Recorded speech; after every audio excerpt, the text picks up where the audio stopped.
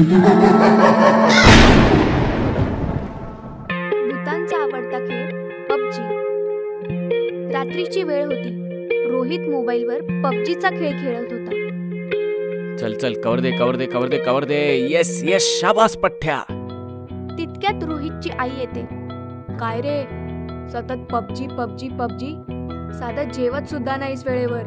हे घे सफरचंद आणि चाकू, भूक लागली तर कापून खा. आई तिथून निघून जाते. मात्र रोहितचं लक्ष फक्त पबजीवर. आणि अचानक गेम ऑफ होतो. अरे हे काय, गेम आतापर्यंत व्यवस्थित सुरू होता. अरे देवा, आता मी काय करू. तितक्यात टीव्हीवर PM यांचा मन की बात कार्यक्रम सुरू होतो. माझ्या प्रिय बंधू आणि भगिनींनो, आज रात्रीपासून पबजी गेमसह 118 चीनी ॲप्सवर बंदी आणण्याचा निर्णय घेण्यात आला आहे. भारतात पबजी गेमवर बंदी आणण्यात आली आहे. ही घोषणा ऐकून रोहित सैरवैर होतो. पबजी गेमवर बंदी आणण्यात आली आहे. आता मी काय करू, कसं जगू. त्यापेक्षा मेलेलं बरं. हे काय, माझे हात का थरथरतायत. सुरी कुठे आहे सुरी. रोहित सफरचंद सोबत ठेवलेली सुरी घेतो आणि आपल्या हाताची नस कापून आत्महत्या करतो. पबजी गेमवर बंदी आणण्यात आल्यावर अशी अवस्था फक्त रोहितची नाही तर देशातील शेकडो तरुणांची झाली होती. कोणी गळफास लावून आत्महत्या केली तर कोणी गच्चीवरून उडी घेऊन मृत्यूला कवटाळलं. असं म्हणतात की आत्महत्या केलेल्या व्यक्तीच्या आत्म्याला मुक्ती मिळत नाही. सूड उगवण्याच्या हेतूनं अशा व्यक्तींचा आत्मा भटकत असतो आणि हा सर्व तरुणांचा आत्मा असाच भटकत राहिला. रात्रीची वेळ होती. शहरात शांतता होती आणि एवढ्यात हातात बंदूक आणि बॉम्ब गोळे घेऊन काही सैनिक रस्त्यावरून चालताना दिसू लागले. हे पाहून रस्त्यावरील लोकांना वाटलं की कदाचित हे मिलिटरीमधील सैनिक असावेत.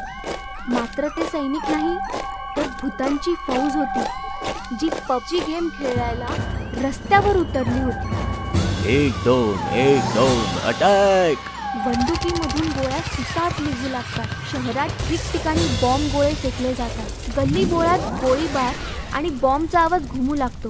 पाहता पाहता रस्त्यावर धावणाऱ्या गाड्या आणि माणसं भूतांच्या हाताचं खेळणं बनून जातात. ही परिस्थिती फक्त रस्त्यावर नाही तर घरात देखील कोणी सुरक्षित राहत नाही.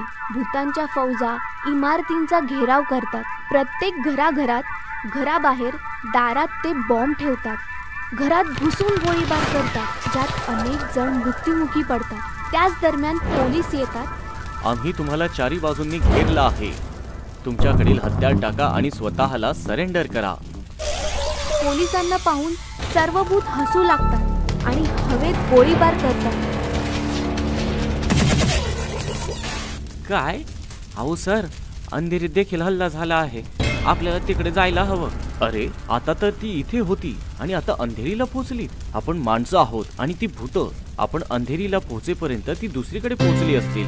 तेव्हा सर, आता आपण काय करायचं? दिल्लीला फोन लावा. दिल्लीत जेव्हा ही बातमी पोहोचते तेव्हा तिथले लोकही घाबरून जातात. केंद्र सरकारवर विरोधी पक्षाचा दबाव वाढू लागतो. हे सरकार फक्त आपली मनमानी करत आहे. बघितलं पबजीवर बंदी आणण्याचा परिणाम. काल 100 तरुणांनी आत्महत्या केली आणि आज 30 तरुण भूत बनून शहरात पबजी खेळत आहेत.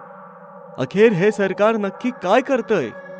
PMनी लागलीच डिटेक्टिव्ह करणला बोलावून घेतले. कारण शहराची सध्या काय अवस्था आहे तुम्हाला याचा अंदाज आलाच असेल. अशा अनेक केसेस तुम्ही सॉल्व्ह केल्या आहेत. मी तुमची तिकीट बुक करू का? तुम्ही सांगा मला कधी निघायचं आहे. करण भूतांनी काबीज केलेल्या शहरात येतो आणि तिथल्या पोलिसांशी स्थितीबद्दल जाणून घेतो. हे सर्व दिवसभर अदृश्य असतात आणि रात्री मात्र शहरात गदारोळ करतात. तुम्ही त्यांना कसा रोखणार? साहेब, या भूतांचा वीक पॉइंट आहे पबजी आणि वीक पॉइंटचा फायदा करून घेणं करणला चांगलं जमतं. रात्र होते. करणला फोन येतो. सर, पोलीस हेडक्वार्टरवर हल्ला झाला आहे. करण लागलीच पोलीस हेडक्वार्टरकडे रवाना होतो. बॉम्ब आणि बंदुकीच्या गोळ्यांनी हेडक्वार्टर्सची ओळखच मिटवण्याचा भूतांचा प्रयत्न सुरू असतो. जय पबजी, जय पबजी, जय पबजी, जय पबजी. तितक्यात करण तिथे पोहोचतो. जय पबजी. भूत करण जवळ येतात. जय पबजी. कोण आहेस तो? मी डिटेक्टिव्ह करण. मोदीजींनी मला इथे पाठवलं आम्हाला मारायला. आम्ही त्याच वेळी मेलो जेव्हा पबजीवर बंदी आणले. आता आम्ही नाही मरणार, फक्त मारणार. तुम्ही चुकीचा समज करून घेतला आहे. मी तुम्हाला मारायला नाही तर समजवायला आलो आहे. हे पहा, पबजी आपला नाही आपल्या शत्रू देशाचा गेम होता. त्यावर बंदी आणली नसती तर चीनची अर्थव्यवस्था बळकट झाली असती आणि त्यांनी आपल्या देशावर कधीही हल्ला केला असता. याच्याशी आम्हाला काही घेणं देणं नाही. पबजीवरील बंदी मागे घ्या, मग आम्ही सगळे निघून जाऊ. हे तर करणं अशक्य आहे, पण एक गोष्ट होऊ शकते. काय? आपले पीएम पबजी सारखाच दुसरा गेम भारतात लॉन्च करणार आहेत आणि त्यांना वाटतं की या नवीन गेम मध्ये तुम्हा सगळ्या भूतांना कॅरेक्टर दिले जावे, त्यामुळे तुम्ही सर्व अमर व्हाल. तुम्ही नवीन भारतीय गेम मध्ये इन्स्टॉल व्हायला तयार आहात? सगळी भूत विचार करू लागतात आणि म्हणतात, हो हो, आम्ही तयार आहोत. सांगा काय करायचं आहे. तुम्ही सर्व ह्या काचेच्या बाटलीत या. लवकरच तुम्हाला नवीन भारतीय गेम मध्ये इन्स्टॉल करून लॉन्च केलं जाईल. सर्व भूत बाटलीत घुसतात आणि कैद होतात. करण लागलीच बाटलीचं झाकण बंद करतो. सर, खरंच पबजी सारखा गेम लॉन्च करणार आहेत का? तुम्ही सुद्धा पबजी खेळत होतात का? नाही सर. मग तुम्ही मूर्ख कसे बनलात? खरोखर सर, मानलं पाहिजे तुम्हाला. तुम्हालाही आणि मोदीजींनाही. तुम्हा दोघांना शतशः नमन. इंग्रजी हडर ही कहाणी आहे इंग्लंडच्या लंडन शहराच्या जवळ असलेल्या छोट्याशा गाव पॅरिपोनाची. पॅरिपोना घनदाट जंगल आणि डोंगरांनी वेढलेलं एक सुंदर गाव होतं. जशी परदेशी माणसं भारत फिरायला येतात तशीच भारतीय लोक सुद्धा परदेश बघायला जातात. असेच काही मित्र लंडन बघण्यासाठी पहिल्यांदा इंग्लंडला गेले. त्यांच्यामध्ये राजू पण होता. उंच उंच डोंगरांवर फिरणं आणि घनदाट जंगलांमध्ये रात्रभर निशाचरासारखं फिरणं राजूला खूप आवडायचं. 15 दिवस राजू मित्रांसोबत लंडन फिरत होता. त्यांनी एक गाईडही केला होता. तो त्यांना शहराची माहिती देत होता. 15 दिवसातच राजू लंडन फिरून खूप बोर झाला. यार माधव, मी खूप बोर झालोय यार. चल ना डोंगरात आणि जंगलांमध्ये जाऊया, धमाल करूया, मजा येईल. मी तर एक गाव पण सर्च केलंय. जास्त दूर नाहीये पॅरिपोना. पॅरिपोनाचं नाव ऐकताच तो इंग्रजी गाईड दचकला. न्यू न्यू पॅरिपोना न्यू. आता याला काय झालं यार? म्हणजे हा आता आपल्याला पॅरिपोना नाही फिरवणार? नाही यार, याने तर आधीच सांगितलं होतं ना हा शहराच्या बाहेर नाही जाणार म्हणून. आणि पॅरिपोना तर अजिबातच नाही. असं काय आहे पॅरिपोना मध्ये? डोंगर आणि घनदाट जंगलांनी वेढलेलं एक सुंदर गाव आहे. याचं सोडा, तुम्ही तरी याल ना माझ्यासोबत? नाही यार, आतापर्यंत फक्त शहरच फिरलोय. या शहराची चव चाखणं अजून बाकी आहे. तुला कळतंय ना? पॅरिपोना विषयी राजूच्या मनामध्ये अजूनच उत्सुकता निर्माण होऊ लागली आणि तो एकटाच ट्रेन मध्ये बसून निघून गेला. जेव्हा तो निघाला तेव्हा रात्र होती. पॅरिपोनाला पोहोचला तेव्हा खूप रात्र झाली होती. चारी दिशांना काळे काळे डोंगर आणि घनदाट जंगल होतं आणि मधोमध होतं पॅरिपोना. हे पाहताच राजूचं मन सुखावून गेलं. अरे वा, फार मजा येणार आहे. कारण की गावकरी थकून भागून जेवून आता आराम करत असतील नाही. रात्रभर जंगल आणि डोंगरांचा आस्वाद घेतो, सकाळी सकाळी गावात जाईन. राजूने टॉर्च काढला आणि जंगलात फिरू लागला. जंगलामध्ये भयंकर श्वापद होती, पण राजूला सवय होती स्वतःला वाचवत जंगलामधनं चालत चालत डोंगराच्या माथ्यावर पोहोचला. राजूला तहान लागली होती खूप आणि त्याच्याजवळ पाणीही उरलं नव्हतं. उफ, थकलो रे बुवा. हा डोंगर जरा जास्तच टफ आहे. इथे कुठे पाणी मिळालं असतं ना तर फार बरं झालं असतं. असं म्हणताच राजू टॉर्च फिरवू लागला की अचानकपणे अंधारात एका कोपऱ्यात बसलेली म्हातारी दिसली आणि राजू घाबरला. कोण आहे तिकडे? डोंट वरी, मी सॅनिट आहे. इथेच डोंगरावर राहते. तुला पाणी पाहिजे ना? पाण्याचं नाव ऐकताच राजू धावत पळत त्या म्हातारीकडे गेला आणि तिच्याकडनं पाणी घेऊन त्याने प्यायला. तुम्हाला मराठी पण येतं?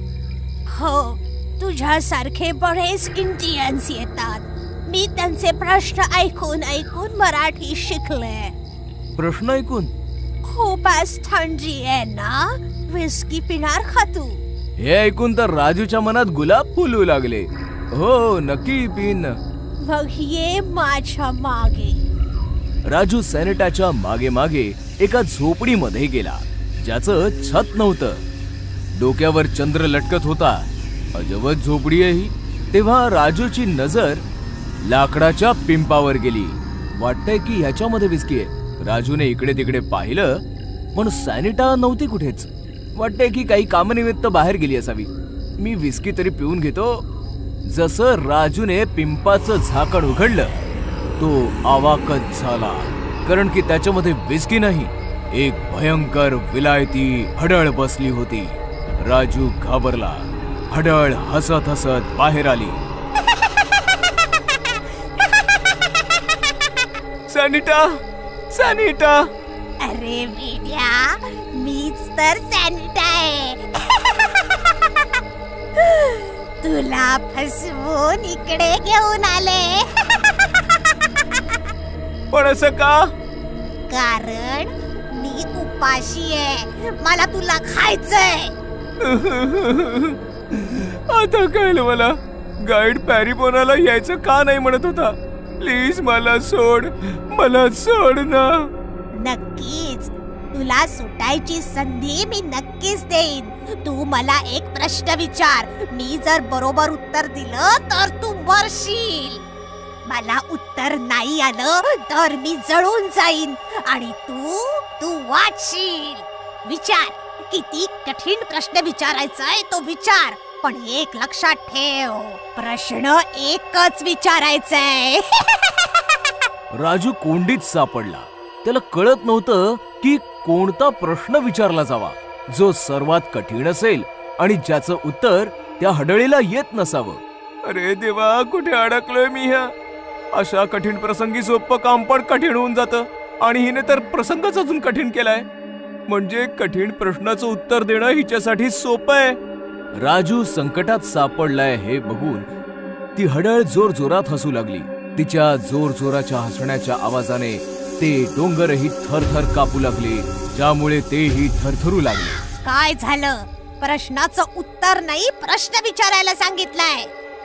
तो सुद्धा सगळ्यात कठीण प्रश्न, जो तुझा जीव वाचवू शकेल. चेहरा तर असा केलाय जसं काही मीच तुला एखादा प्रश्न विचारलाय. विचार तर करू दे. कर कर, पटकन विचार कर. मला खूप भूक लागलीये. भूक तर मला पण लागलीये, पण माझा जीव वाचला तर मी खाईन ना. विचार कर राजू, लवकर विचार कर. अशा प्रकारे राजूने बराच वेळ आपलं डोकं खाजवलं, पण त्याला एकही कठीण प्रश्न सुचला नाही. त्याच्या डोक्यामध्ये प्रश्न तर भरपूर होते, परंतु प्रश्न तर भरपूर आहेत, पण ही हडळ पटकन त्याचं उत्तर देईल आणि मला माझा जीव गमवावा लागेल. नाही नाही नाही, फालतू प्रश्न विचारून कोंबड्यासारखं हलाल नाही व्हायचं आहे मला. कोंबडीचं अंड. अचानकपणे राजू जोराने ओरडला. मिळाला, प्रश्न सापडला. हे ऐकताच हडळ खुश झाली. अच्छा, मला पण बघू दे किती कठीण प्रश्न आहे. जो कोणी या झोपडीत आलाय तो झोपडीच्या बाहेर नाही गेला, एवढं लक्षात ठेव. चल विचार. मी तुला जो प्रश्न विचारणार आहे ना, तो मी लहानपणापासूनच ऐकतोय, पण कोणी याचं उत्तर नाही देऊ शकलं. याचं खरं उत्तर जगातला कोणी माणूस नाही देऊ शकत. अरे तर मग पटकन विचार ना. प्रश्न हा आहे की आधी कोंबडी आली की अंड? आधी कोंबडी आली की आधी अंड? कोंबडी, अंड, नाही, अंड, कोंबडी, अंड, कोंबडी, अंड, कोंबडी, नाही, नाही. अशा प्रकारे हडळ अंड आणि कोंबडी करत राहिली आणि प्रश्नामध्ये गुरफटून गेली. थोड्या वेळाने अचानकपणे ती हडळ जळू लागली आणि बघता बघता ती हडळ जळून भस्म झाली. म्हटलं होतं ना मी, या प्रश्नाचं उत्तर आजपर्यंत कोणी नाही देऊ शकलंय. अशा प्रकारे राजूने आपल्या प्रश्नाने आणि सोबतच अख्ख्या पॅरिपोनाला हडळीच्या जाचातून मुक्त केलं. भूताची टॅक्सी. काही वर्षांपूर्वी एका शहरात स्वभावानं साधा असलेला अभिषेक नावाचा माणूस राहत होता. अभिषेक एका मोठ्या व्यापाऱ्याकडे ड्रायव्हर म्हणून नोकरी करत होता. एक दिवस तो मालकासह गाडीतून प्रवास करत असताना अचानक गाडी एका झाडाला धडकली. हे तू काय केलंस? माझी CMW गाडी ठोकलीस? तुला माहिती आहे ना माझी गाडी किती महाग आहे ती? मी तुला आत्ताच्या आत्ता नोकरीवरून काढून टाकतो. असं म्हणून मालक रागाने गाडी घेऊन तिथून निघून गेला. अचानक नोकरी गेल्यामुळे अभिषेक फारच दुःखी झाला आणि त्याच झाडाखाली बसून रडू लागला. इतक्या वर्षात पहिल्यांदा माझ्या हातून अपघात झाला आणि माझ्या मालकानं माझं म्हणणं ऐकून न घेता मला लगेच कामावरून काढून टाकलं. तितक्यात एक भयावह आवाज त्याच्या कानावर पडला. खाली माणूस वरती भूत, का ती रात्र, वा वा वा वा, खूपच छान. तो आवाज ऐकून अभिषेक घाबरला. कोण आहे तिकडे? कोणाचा आवाज आहे हा? समोर या. मी आहे काळ्या रात्रीचं काळ सावट. तुम्हाला बोलवलंस? मी आहे भूत. हे बघ मी आलो.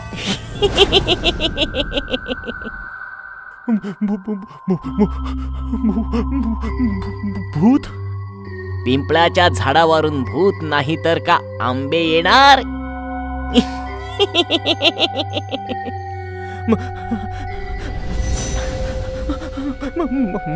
मला जाऊ द्या, मला जाऊ द्या. मला माहित नव्हतं हे पिंपळाचं झाड आहे. माहित असतं तर मी ह्या झाडाखाली कधीच बसलो नसतो. हा माणूस मला खूप भोळा वाटतोय. याचा फायदा घेतला पाहिजे. पिंपळाच्या झाडाचं कर्ज फेड, मरून जा किंवा मदत कर.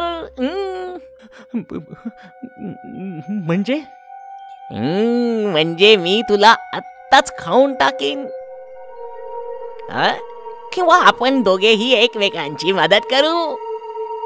तू माझी मदत कर, मी तुझी मदत करतो.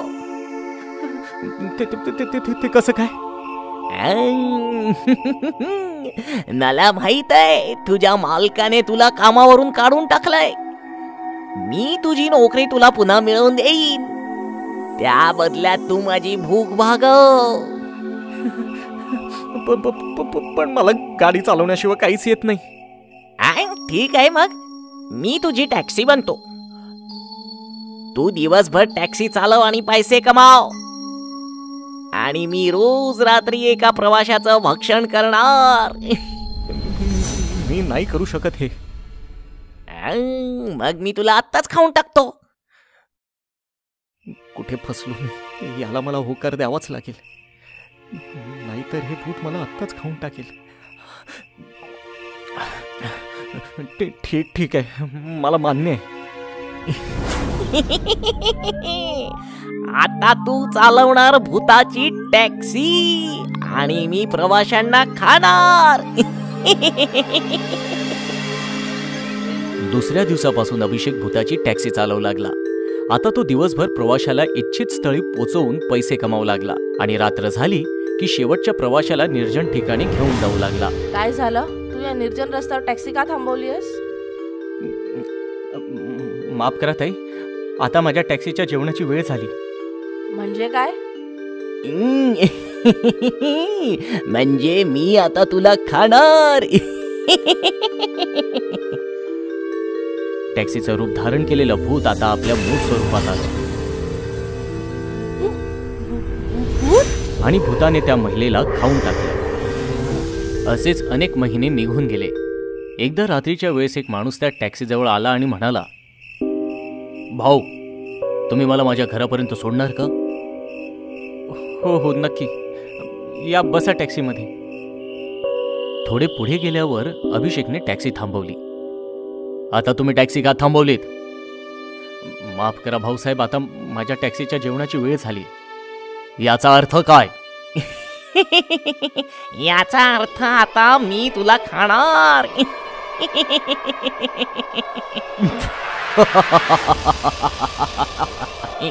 तू का हसतोयस? कारण तू माझे काम अधिक सोपे केलेस. काही दिवसांपूर्वी मला भूताच्या टॅक्सीविषयी माहिती मिळाली होती. तेव्हापासून मी तुझा शोध घेत होतो. पण मी एक भूत आहे, मी तुला खाणार आहे. आणि मी भूत हंटर आहे, मी तुला मारून टाकणार. भूत हंटर ऐकल्यावर ते भूत घाबरलं. भूत हंटर, प्लीज मला जाऊ द्या. मी इथून पुढे कुठल्याही मनुष्याला नाही खाणार. मात्र भूत हंटरने त्याचं काहीच ऐकलं नाही आणि त्याने भूतावर एक शक्तिशाली मंत्र फेकलं. भूताची टॅक्सी, भूताची टॅक्सी, प्रवाशांना खाऊन टाकणारी भूताची टॅक्सी, भूताची टॅक्सी, अदृश्य हो भूताची टॅक्सी, अदृश्य हो भूताची टॅक्सी. भूत हंटरच्या मंत्र जपामुळे भूताने घाबरून तिथून पळ काढला. आणि अचानक अभिषेक जोर जोरात रडू लागला.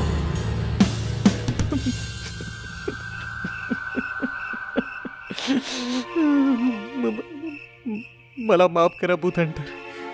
त्या भूताने मला धमकावलं होतं की मी जर त्याचं ऐकलं नाही तर तो मला खाणार होता. मला माहित आहे, ही भूतं खूपच चतुर असतात, म्हणून मी तुला काही नाही म्हणणार. तू जाऊ शकतोस. अशा तऱ्हेने भूत हंटरने भूताच्या टॅक्सीचे रहस्य नष्ट केले आणि अभिषेकला सुद्धा त्या भूताच्या जाळ्यातून मुक्त केलं. भूतिया आरसा. खूप वर्षांपूर्वी कॉलेजच्या 2 मुली मेनका आणि सुनैना एका नवीन शहरात अभ्यासासाठी आल्या. त्यांनी कॉलेज जवळच एक रूम घेतली आणि आपल्या सामानासह तिकडे दोघी शिफ्ट झाल्या. अखेर आपण आपल्या नवीन घरात आलोच. हो, पण मी खूप दमले मेनका. आज तू जेवण बनवशील का प्लीज? मी आंघोळ करून येते. ठीक आहे. सुनैना आंघोळीचं सामान घेऊन बाथरूम मध्ये आली तेव्हा तिला बाथरूम मध्ये एक फार मोठा आरसा लावलेला दिसला आणि ती आरशामध्ये स्वतःला न्याहाळू लागली. हा आरसा तर खूप छान आहे. मी या आरशात खूप सुंदर दिसतेय. दुसऱ्या बाजूला मेनकाने जेवण बनवून तयार केलं होतं आणि मग सुनैनाला तिने आवाज दिला. सुनैना, चल ये, जेवण तयार आहे. पण बराच वेळ हाका मारल्यानंतरही सुनैना काही आलीच नाही. मेनका तिला शोधत शोधत बाथरूम पर्यंत आली. सुनैना, आता आंघोळ झाली असेल तर बाहेर ये ना. पण जेव्हा आतून काही आवाजच नाही आला तेव्हा मेनकाने दरवाजा हात लावला. तिचा हात लागताच दरवाजा उघडला गेला. मेनकाने पाहिलं तर सुनैना आतमध्ये नव्हतीच. ती अख्ख्या घरामध्ये सुनैनाला शोधू लागली, पण तिला सुनैना कुठेच नाही सापडली. ती मोठमोठ्याने रडू लागली. सुनैना, तू कुठे आहेस? तिच्या रडण्याचा आवाज ऐकून काही शेजारी जमा झाले. काय झालं? काय रडतेस तू? मी आजच माझ्या मैत्रिणी बरोबर इथे राहायला आले, पण माहित नाही सुनैना कुठे गेली आहे. तू काळजी करू नकोस. चल आपण मिळून तिला शोधूया. तेव्हा अचानकपणे बाथरूम मधनं निघून सुनैना बाहेर येते. सुनैना, तू बाथरूम मध्ये होतीस? पण मी तर बाथरूम मध्ये सगळीकडे चेक केलं होतं. तुझ्याकडून काहीतरी चूक झाली असेल. मी तर बाथरूम मध्ये आंघोळ करत होते. चल जाऊ दे ते सगळं. आता जेवूया चल. मग जशा त्या जेवण जेवू लागल्या सुनैना जेवणावर तुटून पडली. ती अशा प्रकारे जेवण जेवत होती जणू काही वर्षानुवर्षे ती भुकेलीच आहे. सुनैना, अगं तू कसं जेवतेस? गप्पा बस, मी अशीच जेवते. तू अशी का बोलतेस? मला भीती वाटते. दुसऱ्या दिवशी मेनकाने सुनैनाला सांगितलं, सुनैना, माझी आंघोळ झालीये, आता तू करून घे. मला आंघोळ करायला नाही आवडत, म्हणून मला पुन्हा आंघोळ करायला सांगू नकोस. सुनैनाच्या स्वभावात अचानकपणे असा बदल झालेला बघून मेनकाला चिंता झाली. एके दिवशी मेनका सुनैनाच्या नावे पूजा करण्यासाठी मंदिरामध्ये गेली. तिने गुरुजींना सांगितलं, गुरुजी, गेल्या काही दिवसांपासून माझी मैत्रीण सुनैना खूप बदललीये. ना ती माझ्याशी नीट बोलते, ना ती आंघोळ करते, आणि ती एखाद्या प्राण्यासारखी जेवते. तू काळजी नको करूस बाळा. तिला हा देवाचा प्रसाद खाऊ घाल. ती नक्की ठीक होईल. प्रसाद घेऊन मेनका घरी आली. सुनैना, मी देवळातून तुझ्यासाठी प्रसाद आणलाय. हे म्हणताच जसा मेनकाने सुनैनाच्या हातामध्ये प्रसाद ठेवला, सुनैनाने प्रसादाला जमिनीवर फेकून दिलं आणि ती रागाने ओरडू लागली, मला नकोय तो प्रसाद बिसाद, दूर हो माझ्यापासून. सुनैनाचे हावभाव आणि भयंकर आवाज ऐकून मेनका समजून गेली की काही ना काहीतरी गडबड आहे. ती शेजाऱ्यांकडे आली आणि त्यांना सर्व हकीकत सांगितली. त्यांना सोबत घेऊन आली. मला माहितीये तू सुनैना नाहीयेस. माझ्या मैत्रिणीच्या शरीरातून बाहेर पड, नाहीतर आम्ही तुला मारून टाकू. हे ऐकताच सुनैना घाबरून बाथरूम कडे पळाली. मेनका आणि बाकीचे सर्व तिचा पाठलाग करत बाथरूमच्या दिशेने गेले. मग अचानकपणे सुनैना तिच्या खऱ्या भूतिया रूपात आली आणि हसत हसत बाथरूम मध्ये लावलेल्या त्या आरशामध्ये गेली. तू तर भूत आहेस. अगदी बरोबर बोललीस. मी आरशाच्या दुनियेतली भूत आहे. प्लीज, आम्ही तुला काही नाही बोलणार. फक्त आम्हाला इतकंच सांग की सुनैना कुठे आहे.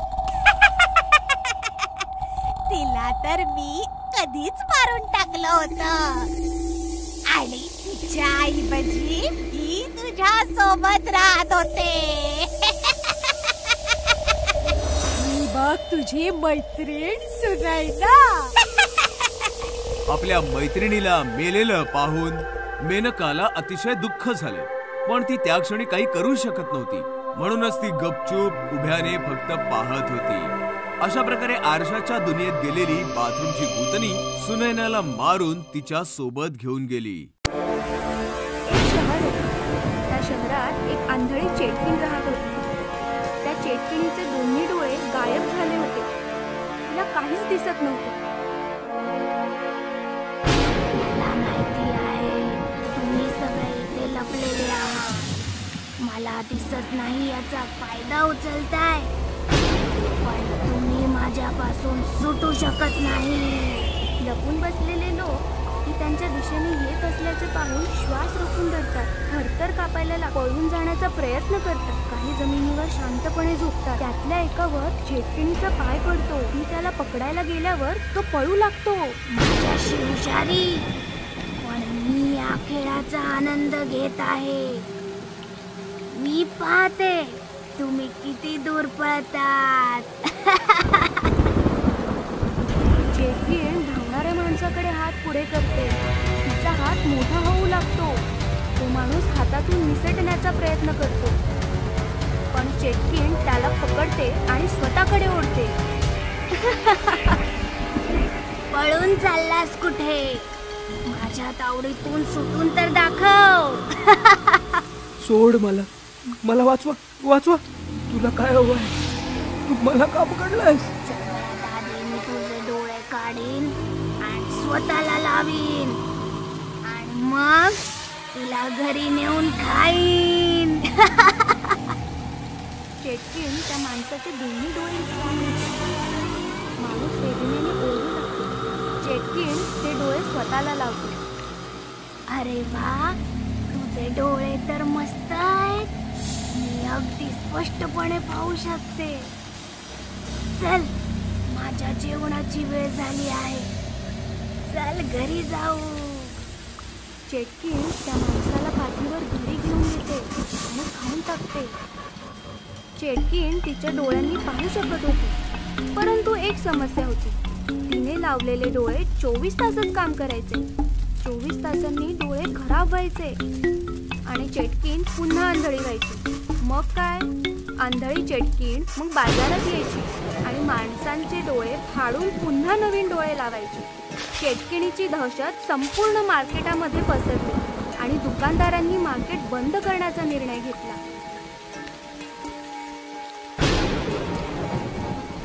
भावांनो, ती अंधळी चेटकीण रोज येत असते आणि कोणाला ना कोणाला घेऊन जाते. पोटी ग्राहकही बाजारात येत नाही. काय करायला पाहिजे? जोपर्यंत चटणीला काही इलाज नाही तोपर्यंत बाजार बंद ठेवूया. होय होय, बाजार बंद ठेवूया. होय, बाजार बंद ठेवूया. अशा प्रकारे दुकानदारांनी बाजार बंद केल्याने संपूर्ण बाजारपेठेत शांतता पसरली. रात्र झाली की चेटकीण बाजारात यायची, पण बाजारात कोणीच नसायचं. चेटकीण खूप शोधायची, पण एकही माणूस सापडायचा नाही. बाजार बंद झाल्यासारखा दिसतोय. आता माझे काय? मला डोळे आणि अन्न कसे मिळणार? ठीक आहे, मी शोधून काढते. कोणीतरी मिळेलच. चालत चालत चेटकिन हॉस्पिटलमध्ये पोहोचते. तिला पाहून सर्व लोक इकडे तिकडे धावू लागतात. चेटकिन डॉक्टरांच्या केबिनमध्ये येते. डॉक्टर थरथर कापायला लागतात. काय हवंय तुम्हाला? मला तुझे डोळे हवे आहेत. असं म्हणत चेटकिन डॉक्टरला पकडते. मला सोड. मी तुला सोडले तर डोळे कसे मिळतील? मी देतो तुला डोळे. मी डोळ्यांचाच डॉक्टर आहे. अरे ठीक आहे, मी रोज येईन. मला 2 डोळे आणि 1 पेशंट खायला हवा आहे. जर माझ्याशी दगाबाजी केली तर माझ्यापेक्षा वाईट कोणी नाही. ठीक आहे, मला सोड. चेटकिन डॉक्टरांना सोडते. डॉक्टर चेटकिनीला 2 डोळे देतात आणि चेटकिन पेशंटला पाठीवर घेऊन निघून जाते. अशा रीतीने चेटकिन रोज डॉक्टरकडे यायची. डॉक्टर पेशंटचे डोळे काढून चेटकिनीला लावायचा आणि पेशंट त्या चेटकिनीच्या हवाली करायचा. एके दिवशी डॉक्टरांचा शास्त्रज्ञ मित्र डॉक्टरांकडे येतो. डॉक्टर, मला मृत्यूनंतर माझे डोळे तुमच्या हॉस्पिटलमध्ये दान करायचे आहेत. त्याची औपचारिकता पूर्ण करण्यासाठी मी इथे आलोय. अहो, तुम्ही इथे का आलात? तुम्ही तुमचे डोळे दुसऱ्या हॉस्पिटलमध्ये दान करा. काय झालं डॉक्टर? मी अस्वस्थ दिसताय. डॉक्टर शास्त्रज्ञाला चेटकिणीबद्दल सांगतात. डॉक्टर, काळजी करू नका. मी चेटकिणीसाठी असे डोळे बनवीन की ती पाहतच राहील. मग शास्त्रज्ञ रात्रंदिवस मेहनत करून चेटकिणीचे डोळे बनवतात आणि डोळे घेऊन डॉक्टरकडे येतात. हे घ्या डॉक्टर, हे डोळे चेटकिणीला लावा. हे कोणत्या प्रकारचे डोळे आहेत? हे कृत्रिम डोळे आहेत. त्यात कॅमेरा आहे ज्यामुळे चेटकिण बघू शकेल. यात आणखी खास गोष्ट आहे. खास गोष्ट ती काय? मला या डोळ्यांमध्ये एक मायक्रोबॉम्ब बसवता आला आहे, ज्याचा रिमोट माझ्याजवळ आहे. मग चेटकिणी येते आणि शास्त्रज्ञ पटकन लपतो. डॉक्टरांचे डोळे तयार आहेत की नाही? तयार आहे. तुम्ही झोपा. चेटकिन आडवी होते. शास्त्रज्ञाने दिलेले डोळे डॉक्टर. हे काय डोळे आहेत डॉक्टर? याच्यामध्ये तर खूप तेजस्वी प्रकाश आहे. ते एका लहान मुलाचे डोळे आहेत ना, त्यामुळे धारदार आहेत. ठीक आहे, मी जाते. उद्या तयार राहा. असे बोलून चेटकिन निघून जाते. चेटकिण निघून गेली. वैज्ञानिक, बाहेर या. शास्त्रज्ञ बाहेर येतो. मग डॉक्टर आणि शास्त्रज्ञ चेटकिणीच्या मागे मागे हॉस्पिटलच्या बाहेर येतो. आता आपण स्फोट करू शकतो. असे म्हणत शास्त्रज्ञ रिमोट काढतो आणि बटन दाबतो. चेटकिणीच्या डोळ्यात टिक टिकचा आवाज येतो. अहो, हा टिक टिकचा आवाज कसला आहे? मग मोठा आवाज येतो आणि चेटकिणीच्या चिंध्या उडतात. शास्त्रज्ञाच्या बुद्धिमत्तेमुळे चेटकिण मरते आणि संपूर्ण शहर चेटकिणीच्या तावडीतून मुक्त होतं.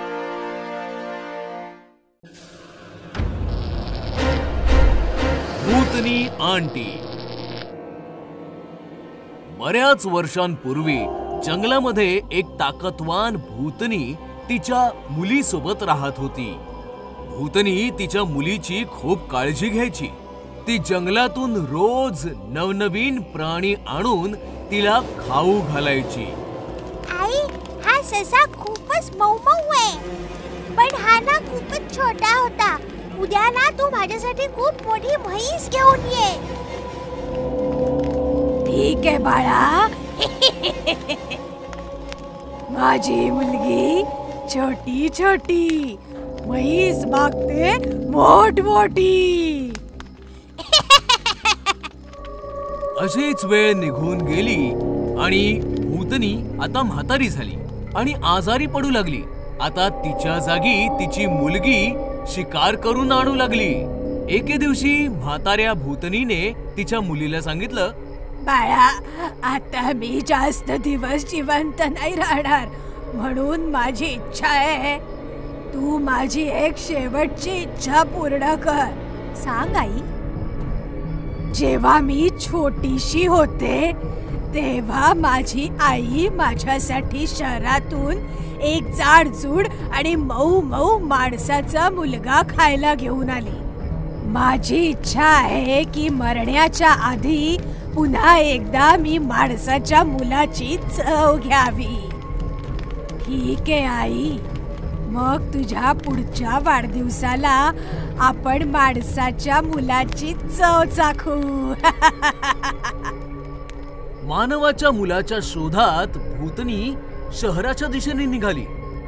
जंगलातून मी आले, शहराकडे मी जाईन.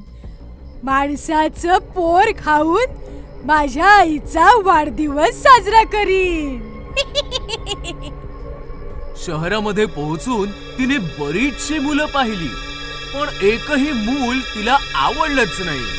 तेवढ्यात तिला समोर गट्टू दिसला. हा मुलगा तर खूप मऊ मुलायम आहे, पण हा तर खूपच हडकुड आहे. याला तर माझी आई एकटीच खाऊन टाकेल, मग मला काय मिळणार? काही हरकत नाही, मी ह्याला खायला घालून चांगलं जाडजूड बनवेन. आणि तिने एका सुंदर आंटीचं रूप घेऊन गट्टूच्या शेजारी राहायला आली. आणि मग तिने एक दिवस गाजराचा हलवा बनवला आणि गट्टूकडे आली. मी गट्टूसाठी गाजराचा हलवा आणलाय. Thank you aunty. आता भूतनी काही ना काही निमित्ताने गट्टूला स्वादिष्ट भोजन खाऊ घालायला लागली. एवढं स्वादिष्ट भोजन खाऊन आता गट्टू देखील खूप जाडजूड झाला. भुक्या भूतनीचं जेवण जेवून गट्टू झाला जाडजूड. आता जाड्या गट्टूला खाऊन भूतनी पण होईल जाडजूड. दुसऱ्याच दिवशी भूतनी आंटीने गट्टूला सांगितलं, मी शहरापासून थोडं दूर असलेल्या रेस्टॉरंट मध्ये जेवायला जातेय. तू माझ्या बरोबर येणार आहेस का? हो हो, मी तुमच्या बरोबर नक्की येईन. आणि मग भूतनीने गट्टूला सोबत घेतलं आणि जंगलाच्या दिशेने निघाली. गट्टूने जसं जंगल पाहिलं त्याने भूतनीला विचारलं, आंटी, तुम्ही मला इथे जंगलात का घेऊन आलात? तुम्ही तर म्हणाला होतात की मला रेस्टॉरंट मध्ये घेऊन जाताय. तेव्हा अचानक भूतनी तिच्या मूळ रूपात आली. तू बरंच काही खाल्लंस गट्टू, आता आमच्या खाण्याची पाळी आहे. तुम्ही तर भूतनी आंटी आहात. भूतनी गट्टूला घेऊन तिच्या आईच्या जवळ आली. आई, हे बघ, मी माणसाचं पोर घेऊन आले. याला खाण्यात तर खूप मजा येईल. ह्या दोन्ही भूतणींचं बोलणं ऐकल्यावर गट्टूला कळलं की यांच्यापासून वाचण्यासाठी त्याला काही ना काही शक्कल लढवावी लागेल. तेवढ्यात त्याला एक आयडिया सुचली. आता तुम्ही मला खायचं ठरवलेलंच आहे, तर तुम्ही मला खा. पण तुमच्यापैकी माझं काळीज कोण खाणार? असं म्हणतात माणसाच्या शरीरात काळीज सगळ्यात जास्त स्वादिष्ट असतं आणि जो ते एकदा खातो तो त्याची चव कधीच नाही विसरत. तसं तर मला वाटतं की माझं काळीज भूतनी आंटीनेच खायला पाहिजे, कारण त्यांनी खूप मेहनत केली आहे ना. नाही नाही, तुझं काळीज तर मीच खाणार, कारण माझ्या सांगण्यावरूनच तर तुझी भूतनी आंटी तुला शहरातून इथे घेऊन आलीये. पण मेहनत तर जास्त मीच केलीये ना. जेव्हा मी लहान होते तेव्हा माझ्या आईने मला मुलाचं काळीज खायला नव्हतं घातलं, म्हणून याचं काळीज तर मीच खाणार. असं कसं? मेहनत तर जास्त मी केलीये, मग याचं काळीज मीच खाणार. आणि मग बघता बघता भांडण विकोपाला गेलं. म्हाताऱ्या भूतणीने भूतणीवर खूप जोरात प्रहार केला. मग भूतणीनेही म्हाताऱ्या भूतणीला बेदम चोपलं. अशा प्रकारे दोघी आपसात भांडत मेल्या आणि गट्टू मात्र तिकडनं सुखरूप पळाला. चेटकिणीचा गुलाम. काही वर्षांपूर्वी एका शहरात खूप मोठी मोठी दुकाने होती आणि अचानक त्या शहरात चोऱ्या होऊ लागल्या. अरे देवा, कोणीतरी माझं ज्वेलरीचं दुकान लुटलं रे. खरं म्हणजे ह्या चोऱ्या त्याच शहराच्या बाहेर असलेल्या एका गुहेत राहणारी म्हातारी चेटकीण करवून घेत होती. तिने काळी जादू करून गुड्डू नावाच्या एका माणसाला आपला गुलाम करून ठेवले होते आणि ती त्याला शहरात जाऊन चोऱ्या करायला लावत होती. छडी फिरवते, जादू करवते, आपल्या गुलामाकडून चोरी करवते. अशा प्रकारे ती चेटकीण रोज रात्री आपल्या गुलामाकडून चोऱ्या करून घेत होती. एक दिवस त्या शहरातल्या पोलीस कमिशनरने जय दीक्षित नावाच्या पोलिसाला बोलावले आणि म्हणाला, जय, शहरात खूप चोऱ्या होत आहेत. तू लवकरात लवकर या चोराला पकडावंस असं मला वाटतं. तुम्ही अजिबात चिंता करू नका सर. चोर कितीही हुशार असला तरी एक ना एक दिवशी तो पकडला जातोच. आणि मग जयने चोराला पकडायचं प्लॅनिंग चालू केलं. त्याने शहरातल्या सगळ्या दुकानांसमोर पोलीस उभे केले. आता बघतो तो चोर कसा वाचतो ते. जशी रात्र झाली, चेटकिणीचा गुलाम चोर बाजारात आला. इथे तर प्रत्येक दुकानाबाहेर पोलीसवाले उभे आहेत. मला काहीतरी विचार करावा लागेल. तेवढ्यात त्याला एक कल्पना सुचली. चेटकीण मालकिणीला सांगतो, ती मला जादूने दुकानाच्या आत पाठवेल. चेटकीण मालकीणबाई, इथे तर प्रत्येक ठिकाणी पोलीसवाले उभे आहेत. आता तुम्हीच काहीतरी करा. छडी फिरवते, जादू चालवते, आपल्या गुलामाला दुकानाच्या आत पाठवते. चेटकिणीने असं म्हटल्याबरोबर चोर गायब झाला आणि दुकानाच्या आत गेला. इथे तर खूप सारं सोनं आहे. एवढं सोनं बघून चेटकीण मालकीण तर खूप खुश होऊन जातील.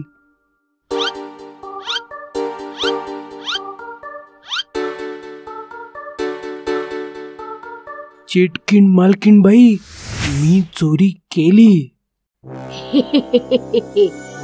नाही सोडणार कुठलाच कोपरा.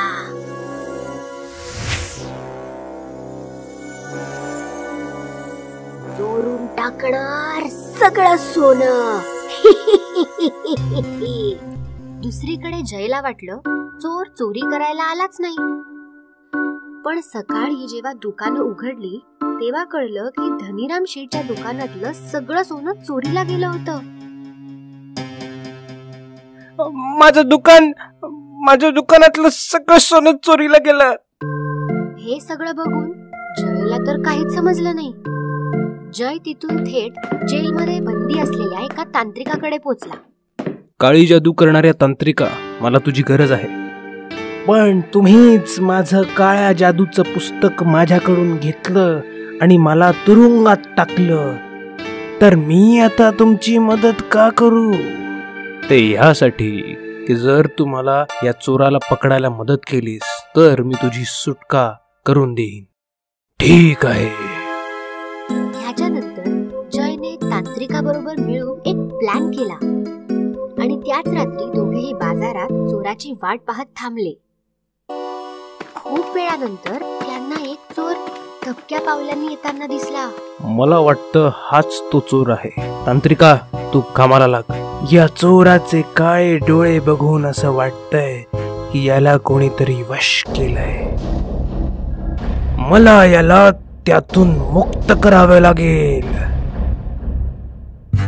तांत्रिकाने त्याच्या पुस्तकातून एक मंत्र वाचला. तांत्रिकाच्या पुस्तकातली जादू उडवून टाक त्याच्या डोळ्यातली जादू. तांत्रिकाचा मंत्र संपताच गुड्डू त्या चेटकिणीच्या वश मधून बाहेर आला.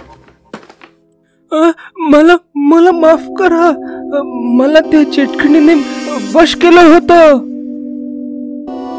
रडू नको आणि आम्हाला त्या चेटकिणीकडे घेऊन चल. गुड्डू त्यांना चेटकिणीच्या गुहेत घेऊन आला. तुम्ही सगळे इथे कसे काय आलात आणि तुम्ही माझ्या गुलामाला काय केलं? तुझा गुलाम आता मुक्त झालाय. आणि हो, तू काळी जादू आणि चोरी करण्याच्या गुन्ह्यासाठी जेलमध्ये जाणार.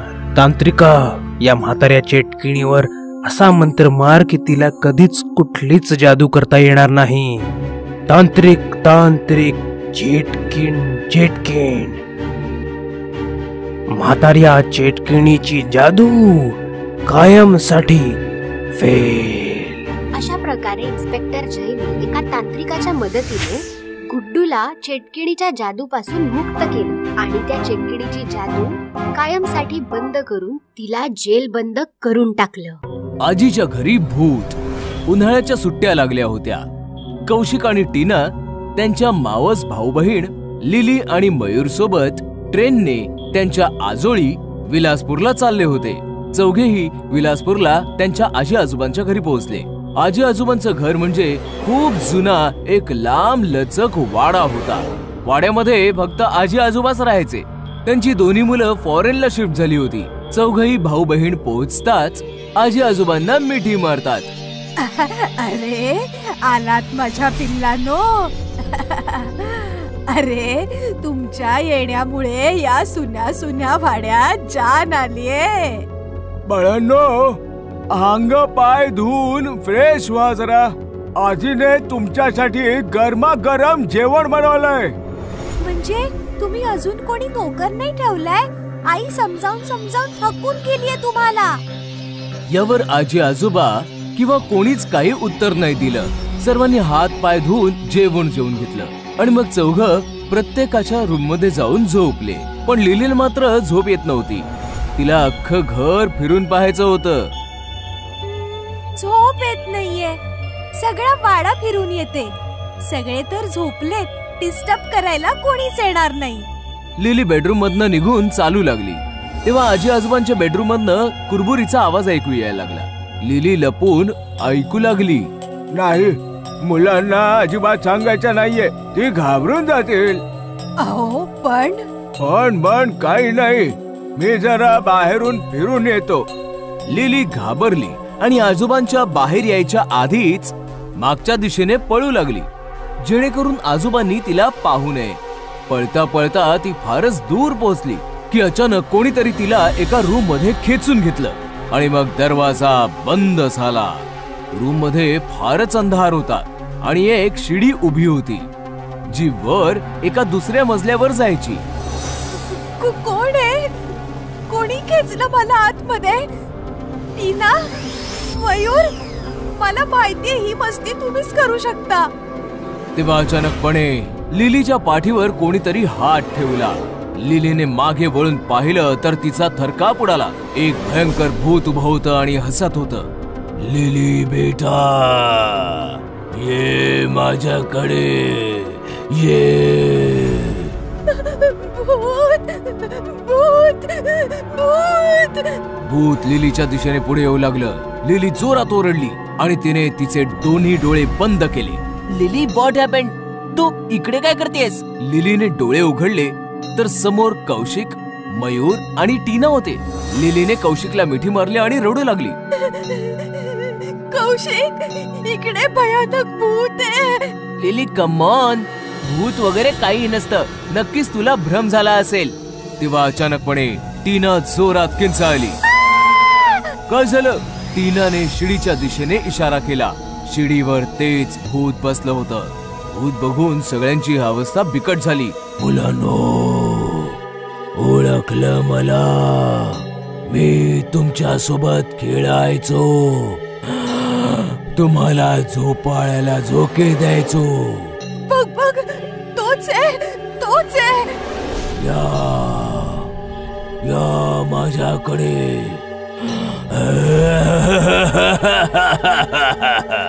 मुलं घाबरली आणि किंचाळू लागली. आजी, आजी.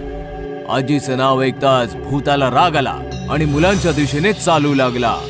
मुलं दरवाजापाशी गेली तर दरवाजा आपोआप बंद झाला. खबरदार, आजी आजोबांना आवाज दिला तर मी तुमचा कच्चा फरशा पाडेन. कोण आहेस तू? का मला त्रास देतोयस? भूत मुलांच्या जवळ आलं आणि त्याने कौशिकला उचलून हवेमध्ये फेकून दिलं. कौशिक जोराचा जमिनीवर आपटला. ओ गॉड, लागलं रे. मग भूताने प्रत्येकाला हवेमध्ये उचलून फेकून दिलं. चौघही जोर जोरात ओरडू लागले. भूत जोर जोरात हसू लागलं की तेवढ्यात अचानक शिडीवरून खाली उतरून आजी आजोबा आले. आजोबांच्या हातामध्ये छडी होती.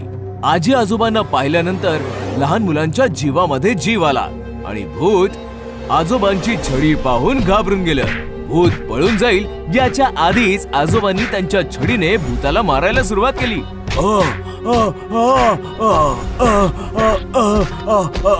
मालक मालक मला माफ करा, माफ करा.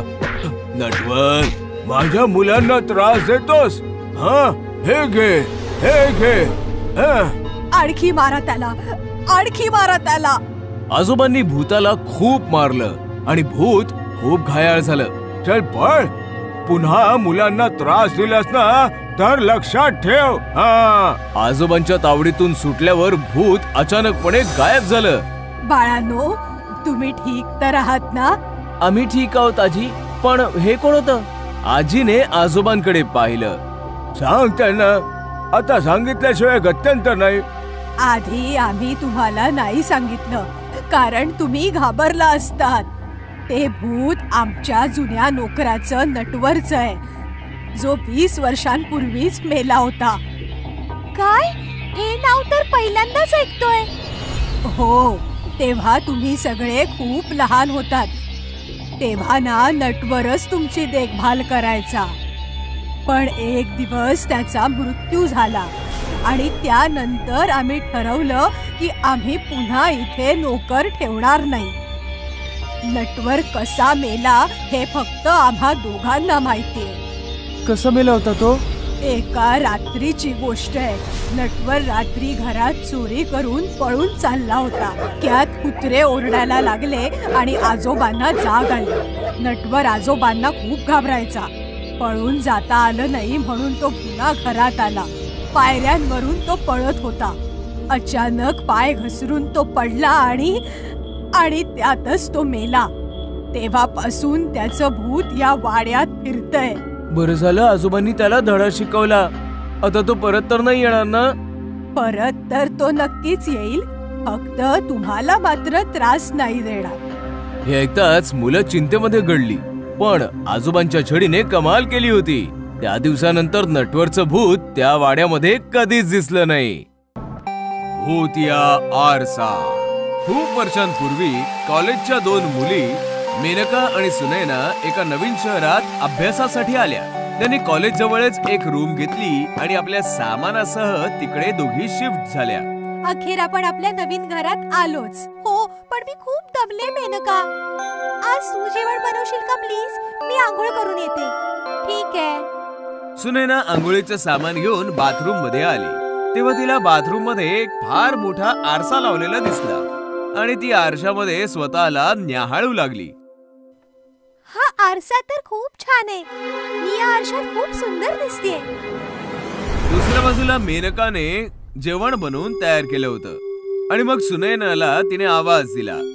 सुनैना, चल ये, जेवण तयार आहे. पण बराच वेळ हाका मारल्यानंतरही सुनैना काही आलीच नाही.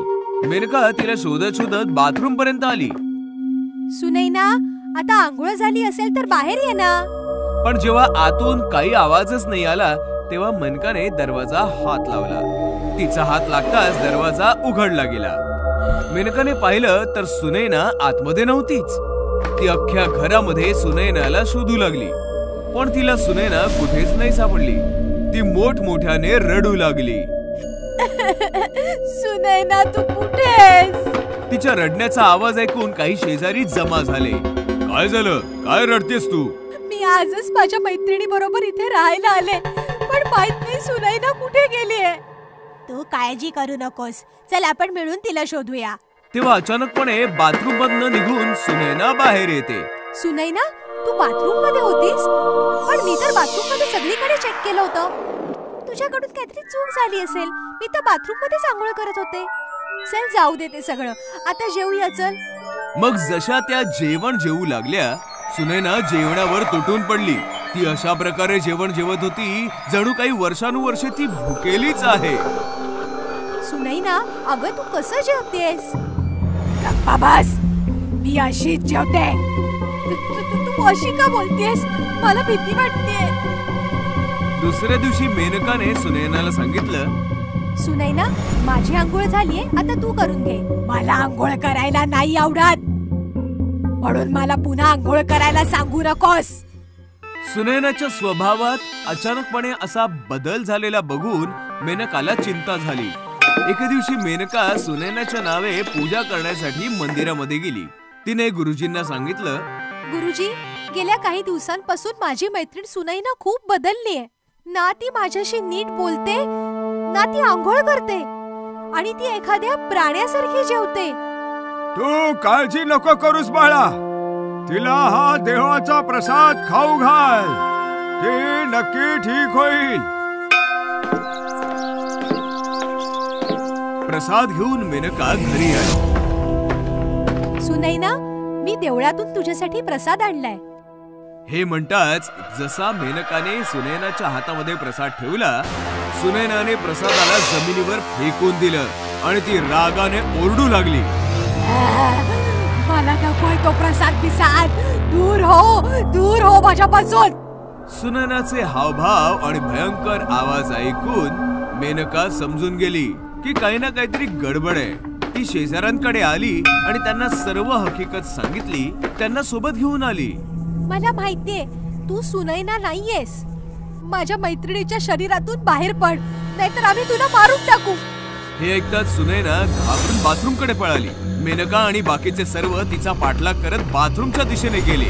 मग अचानकपणे सुनैना तिच्या खऱ्या भूतिया रूपात आली आणि हसत हसत बाथरूम मध्ये लावलेल्या त्या आरशामध्ये गेली. तू तर भूत आहेस. अगदी बरोबर बोललीस, मी आरशाच्या दुनियेतली भूत आहे. प्लीज, आम्ही तुला काही नाही बोलणार, फक्त आम्हाला इतकंच सांग की सुनैना कुठे आहे. तिला तर मी कधीच मारून टाकलं होतं, आणि तिच्या ऐवजी ती तुझ्या सोबत राहत होते. बघ तुझी मैत्रीण सुनैना. आपल्या मैत्रिणीला मेलेलं पाहून मेनकाला अतिशय दुःख झालं, पण ती त्या क्षणी काही करू शकत नव्हती. म्हणूनच ती गपचूप उभ्याने फक्त पाहत होती. अशा प्रकारे आरशाच्या दुनियेत गेलेली बाथरूमची भूतनी सुनैनाला मारून तिच्या सोबत घेऊन गेली.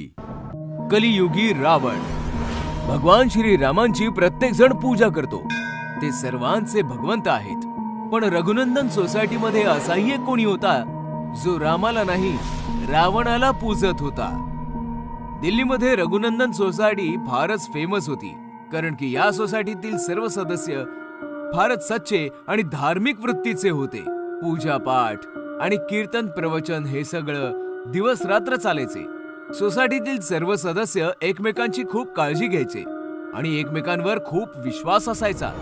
आपल्या घराची चावी आपल्या शेजाऱ्यांकडे सोपून जाणं फारच विचित्र गोष्ट आहे शहरात, पण रघुनंदन सोसायटीमध्ये ही फारच कॉमन गोष्ट होती. इथे दिवसभर लोकांच्या घराचे दरवाजे उघडे असायचे, कारण की प्रत्येक जण एकमेकांचं स्वागत आणि मदत करायला सदैव तत्पर असायचा. पण ते म्हणतात ना, जळत्या दिव्याच्या खाली काळ्या कुट्ट अंधाराची गूढ सावली लपलेली असते. सोसायटीमध्ये एक घर असंही होतं ज्याचा दरवाजा कायमचा बंद असायचा, कारण की त्या घरामध्ये दशानन नावाचा कोणीतरी व्यक्ती नवा राहायला आला होता. नवरात्रीचा 8वा दिवस होता. सोसायटीमधली जानकी सजून धजून गरबा खेळायला जात होती. अचानक एक विचित्र आवाज ऐकून जानकी थांबली. आवाज बंद दरवाजाच्या आतून येत होता, म्हणजेच दशाननच्या घरातून येत होता. रावणाचारित्र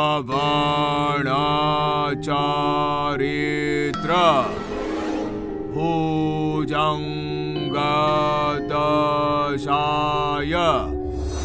मृत्युमाग्राय तुडुबाहो. मला वाटतं आतमध्ये पूजा सुरू आहे, पण इतके भयानक मंत्रोच्चार, रावणाचं आवाहन, उद्या दसरा आहे आणि आज अशी पूजा. जानकी फारच घाबरली होती. ती तिथनं निघाली. आतमध्ये दशाननाची महाभयानक पूजा सुरू होती. तो रावणाचं आवाहन करून राम पोचणाऱ्या प्रत्येक व्यक्तीसाठी मृत्यू मागत होता. पहिल्या माळ्यावर राहणारा म्हातारा रामाची भजन गातो, त्याचा अंत होवो. सरस्वतीच्या भिंती रामाच्या तस्बिरींनी चमकताय, तिचा पण अंत होवो. राघव शास्त्रीच्या मुखी सदैव राम असत, सर्वस्वांताय स्वाहा.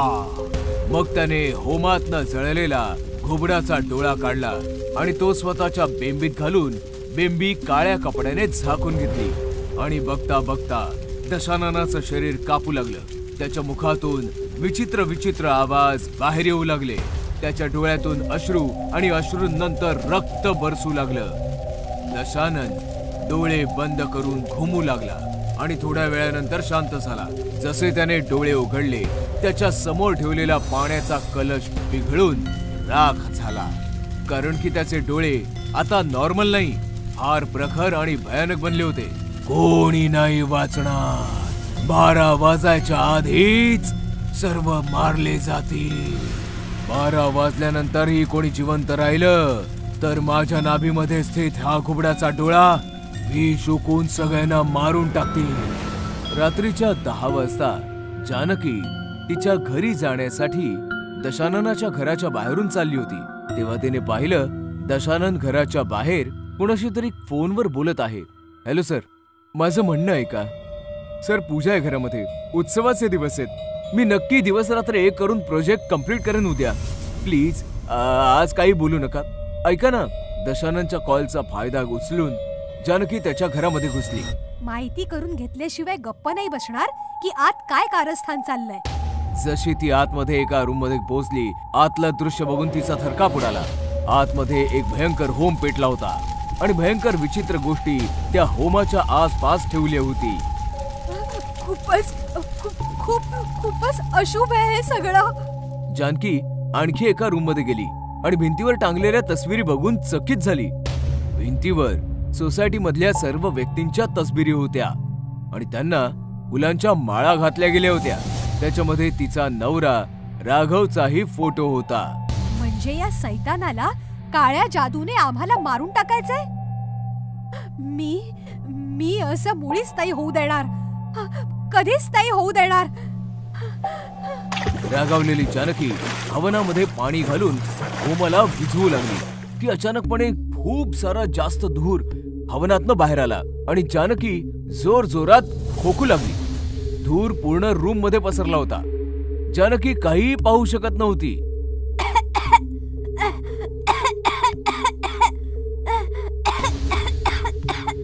थोड्या वेळानंतर धूर कमी झाला आणि तिने समोर पाहिलं तर तिचा राग भीतीमध्ये परिवर्तित झाला. कारण की तिच्या समोर दशानन फार भयानक परिस्थितीमध्ये हसत होता. जानकी घरी नाही पोहोचली म्हणून तिचा चिंतातूर पती राघव सरस्वतीच्या घरी जाऊन विचारपूस करू लागला.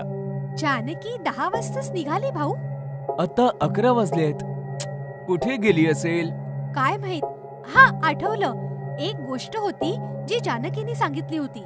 कदाचित जानकी तिथेच गेली असेल. सरस्वतीने राघवला सगळं काही सांगितलं आणि राघव पळत पळत दशाननच्या घरासमोर उभा राहिला. आतून तेलाच्या जळण्याचा वास येतोय, म्हणजे आतमध्ये पूजा चालू असणार.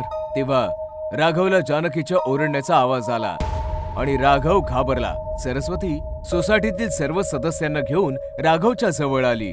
तू बरोबर बोलत होतीस, जानकी आतमध्येच आहे, काय करायचं. तेव्हा एक म्हातारा माणूस ओरडत म्हणाला, अरे रामच वली, रामच शक्तिशाली, मग या दुष्टाला काय घाबरायचं. आणि मग अचानक जानकी ओरडली, गिरधारी काका, गिरधारी काका, तुमचा आवाज ऐकून हा कमजोर पडतोय.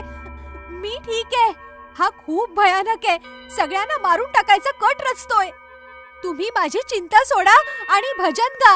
हा काही नाही करू शकणार. गिरधारी अंकल, तुम्ही भजन गा. या ऐकताच दशाननने जानकीला एक जोरदार कानाखाली मारली आणि जानकी बेशुद्ध होऊन खाली पडली. कोणी नाही वाचणार, फक्त अर्धा तास बाकी आहे, मी तुम्हा सर्वांना मारून टाकेन. दशानन होम करायला बसला. इथे म्हाताऱ्या गिरधारीने श्रीरामांची भजनं गायली आणि बाकी सदस्यांनी त्यांची साथ दिली. भजनामुळे आतमध्ये दशानन विचलित होऊ लागला आणि त्याचा होम पण विझू लागला. सर्वजण जोरजोरात भजन गात होते आणि दशानन होम करण्याचा प्रयत्न करत होता.